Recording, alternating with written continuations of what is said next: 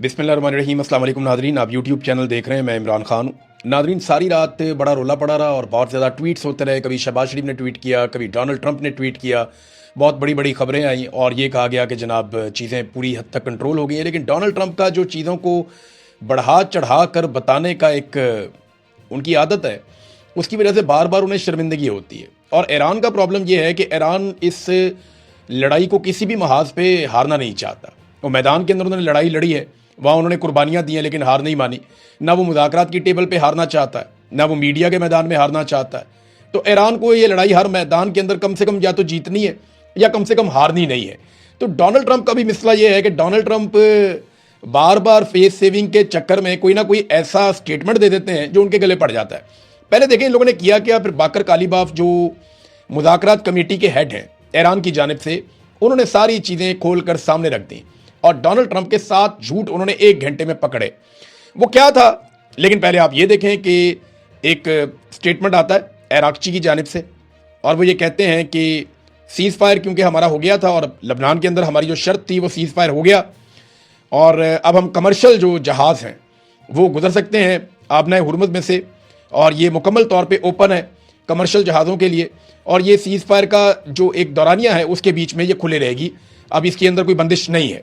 लेकिन साथ ही उन्होंने इसकी एक कंडीशन लगा दी, on the coordinated routes as already announced by ports and maritime organization of the Islamic Republic of Iran. यानी ये जो भी होगा ये ईरान के जेरे इंतजाम होगा, यानी इसके ऊपर कंट्रोल ईरान का रहेगा, लेकिन ये खुली रहेगी। इसके ऊपर डोनाल्ड ट्रंप ने ईरान का शुक्रिया अदा किया और डोनाल्ड ट्रंप ने खुशी का इजहार किया कि जनाब आबनाए हुरमुज़ खुल गई है और ये एक बड़ी फेस सेविंग डोनाल्ड ट्रंप को बज़ाहिर मिल गई।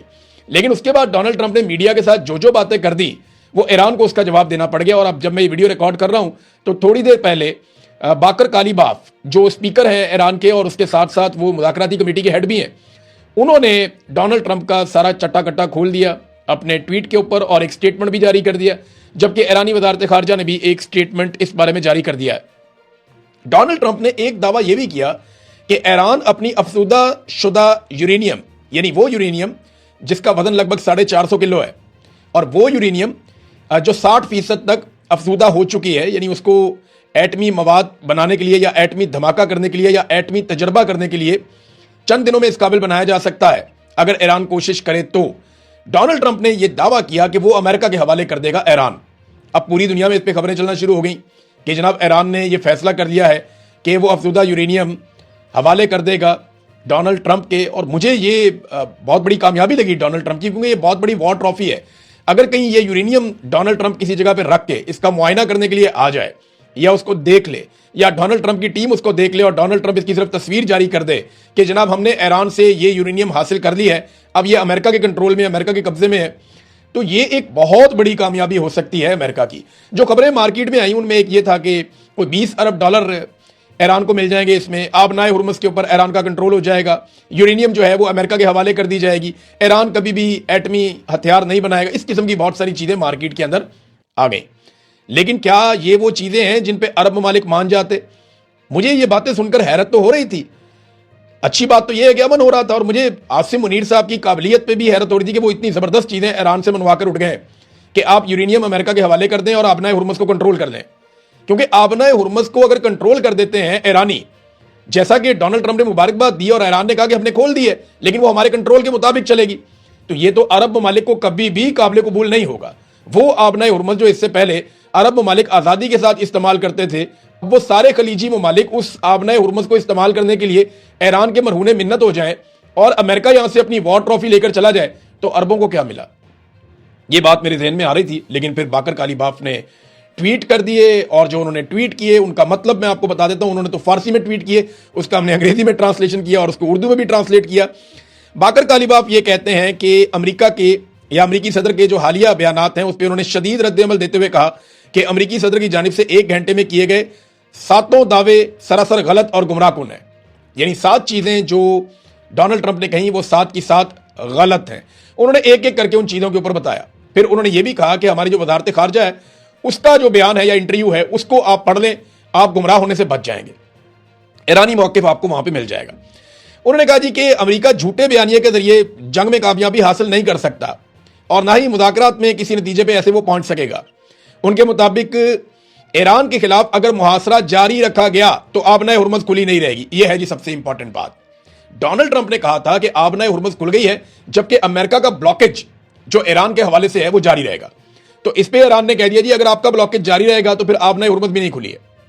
तो अब अमेरिका को पहले ब्लॉकेज खत्म करना पड़ेगा। डोनाल्ड ट्रंप ऐसा आदमी है, वो सुबह अनाउंस कर सकता है, यानी वो आज के दिन में अनाउंस कर सकता है कि जी मैं ब्लॉकेज खत्म कर रहा हूं, आपने हुर्मुज़ भी खुली हुई है, अब ब्लॉकेज रखने की जरूरत कोई नहीं है। तो वो फेस सेविंग लेने की कोशिश करेगा, लेकिन अगर वो इसको डिले करेगा तो ये उनके लिए एक और शर्मिंदगी का बायस बन जाएगा। लेकिन जो सबसे बड़ा दावा था डोनाल्ड ट्रंप का, देखिए 2 बड़े दावे किए ना डोनाल्ड ट्रंप ने, यहां पे तो उन्होंने 7 बता दिए, गिनवा दिए कि 7 दावे 7 के 7 गलत साबित हो गए डोनाल्ड ट्रंप के। लेकिन हम 2 बड़े दावों की बात करते हैं इस वीलॉग में। पहला बड़ा दावा जो डोनाल्ड ट्रंप ने किया वो ये है कि आपने हुर्मुज़ खुल गई है मुकम्मल तौर पे सबके लिए और हमारा ब्लॉकेज जारी रहेगा। ईरान ने कहा नहीं, आपका ब्लॉकेज होगा तो आपने हुर्मुज़ बंद रहेगी, और आपने हुर्मुज़ खुली है ईरान के जेरे कंट्रोल, यानी ईरान ये डिसाइड करेगा जो रूट ईरान देगा उससे जहाज गुजरेंगे, हमारे साथ कोऑर्डिनेशन करके गुजरेंगे, हमारे कंट्रोल में रहेगा। ये ईरान ने क्लियर किया। एक तो ये चीज है। दूसरी जो सबसे बड़ी चीज है जो अमेरिका के लिए एक वॉर ट्रॉफी है कि जनाब ये हमने जीतना है हर हाल में, वो है कि वो यूरेनियम लेकर चले जाएं, जो एनरिच्ड यूरेनियम है वो उसको वहां से ले जाएं। अब इसके ऊपर जो स्टेटमेंट है वो मैं आपको पढ़ के सुना देता हूं ताकि ज्यादा क्लैरिटी आ जाए।